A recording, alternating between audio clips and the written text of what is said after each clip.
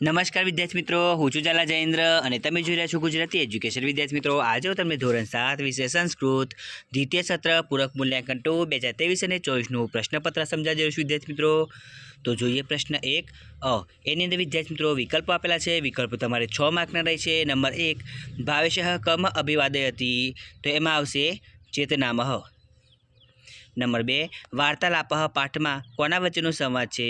ભાવેશ અને ચેતના. નંબર 3 કાર્યાની કેન સિદ્ધયંતિ ઉદ્યમેન.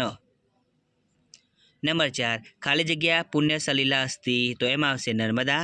નંબર 5 કા વિપુલા વહતી, તો એમાં આવશે સૂર્યતરણયા. નંબર 6 ઊંટ બધાનું શું જોતો હતો? તો વાંક અને ખામીઓ. હવે બ એની અંદર શ્લોકોનો ગુજરાતીમાં અનુવાદ કરો. બ તમારે 4 માર્કનો રહેશે. પહેલો છે એનો અનુવાદ: કસ્તુરી શેમાંથી ઉત્પન્ન થાય છે? કોણ હાથીઓના તોડી નાખે છે? કાયર માણસ યુદ્ધમાં શું કરે છે? મુગ્ધથી સિંહ પલાયન. હવે નંબર 2 એનો અનુવાદ જોઈએ. મહાકાળી માતા પૂર્વ દિશામાં રક્ષા કરે છે, કૃષ્ણ પશ્ચિમ દિશામાં નિવાસ કરે છે, અંબા માતા ઉત્તર દિશામાં રક્ષા કરે છે અને દક્ષિણમાં કુંતેશ્વરનું ધામ છે. હવે પ્રશ્ન 2 એની અંદર ખરા ખોટા આપેલા છે. ખરા ખોટા તમારે 7 માર્કના રહે છે. પહેલું છે કલમને પકડનારના 5 આંગળા તેના 5 પતિ છે, સાચું. બીજું કસ્તુરી મુગના મુખમાં ઉત્પન્ન થાય છે, ખોટું. ત્રીજું ચેતના ભાવેશની માતા છે, ખોટું. નંબર 4 ચોખ્ખું પાણી હોય તો પી શકાય, સાચું.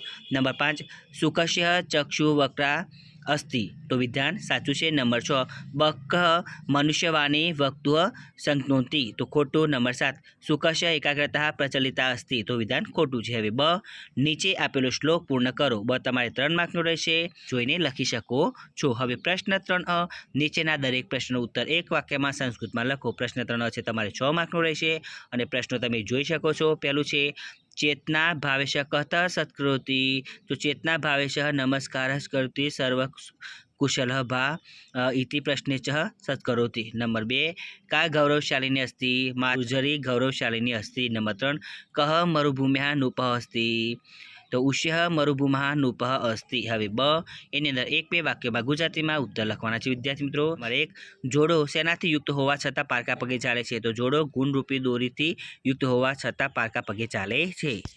હવે નંબર 2 ભાવેશ ભોજન વિશે શું કહે છે? ભાવેશ ભોજનને સ્વાદિષ્ટ કહે છે. હવે પ્રશ્ન 4 પાઠ કે કાવ્યના આધારે યોગ્ય શબ્દો વડે ખાલી જગ્યાઓ પૂરો. પ્રશ્ન 4 તમારે 3 માર્કનો રહેશે. ખાલી જગ્યાઓ તમે જોઈ શકો છો વિદ્યાર્થી મિત્રો કઈ કઈ આપેલી છે. હવે બ સંધિ કરો. સંધિ પણ તમારે 2 માર્કની રહેશે અને એ પણ તમે જોઈ શકો છો કઈ કઈ છે. હવે ક નીચેના સંસ્કૃત શબ્દોના સાચા સમાર્થિત શબ્દો તેની સામે આપેલા વિકલ્પોમાંથી શોધીને લખો. ક પણ તમારે 3 માર્કનો રહેશે. તો તમે જોઈ શકો છો પૃથ્વી તો ધરા, સિંહ તો મૃગાધિપ, બુદ્ધિ તો મતિ. હવે ડ નીચે આપેલા શબ્દોના અર્થ ગુજરાતીમાં આપો. ડ તમારે 2 માર્કનો રહેશે. તમે જોઈ શકો છો સૂર્યતનયા, તો સૂર્યની પુત્રી તાપી નદી. બીજું છે સાબરમત્યા, તો સાબરમતી નદીનું. તો વિદ્યાર્થી મિત્રો, તમને મને વિડીયો પસંદ આવ્યો હોય તો વિડીયો લાઇક કરો, કમેન્ટ કરો, શેર કરો અને સબસ્ક્રાઈબ જરૂર કરો. ધન્યવાદ.